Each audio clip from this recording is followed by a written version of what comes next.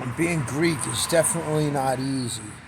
And I attribute that to the island theory that, okay, like people from Sicily and other small islands, Cuba and Dominican Republic, not so much the Bahamas though, because the Bahamas and those islands were infiltrated by the subservient ruling of Britain, England, or past Rome.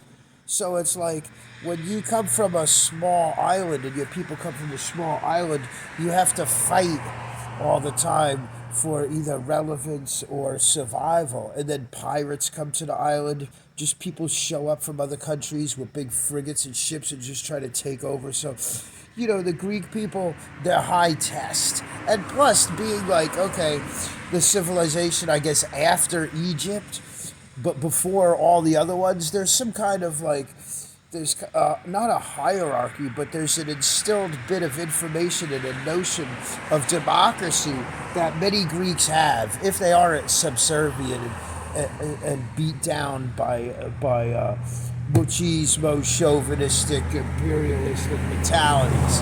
But as a Greek, like if you don't fit in and do something that everybody else does, you're going to be blackballed. And people are going to take you as like, okay, they're either going to really like you at first and then, or hate you right away. But if they like you at first, then they're just going to be like, well, you know what, there's too much. There's too much there. Yeah, because our civilization was based on something, and I'm close to my civilization because my father's a full-blooded Cypriot, which is, the N word of the Greeks, well, outside of Crete, which is different. But I don't speak Greek. The Greek people that are from Greece and Athens, they're not always nice to people like me because they're the elitists. They're like from the best place, and that like shit mentality. It exists everywhere, and like whether it's Florida, New York, North Carolina, South Carolina. People just like have this Boston and Massachusetts somewhat.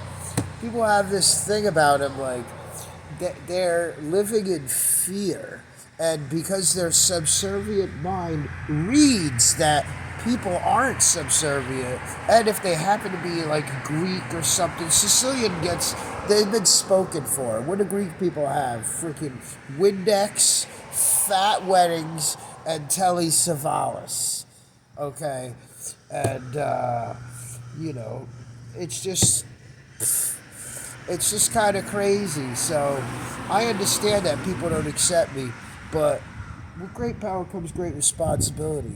And it's your responsibility to have the notion and power to realize that when other people in your lives, maybe you could work together instead of just like trying to feel challenged or one up or realize that your choices of subservience, you know, and your way of life could have been different, and maybe you're old now and your body's shot a little bit like mine for beating it too hard.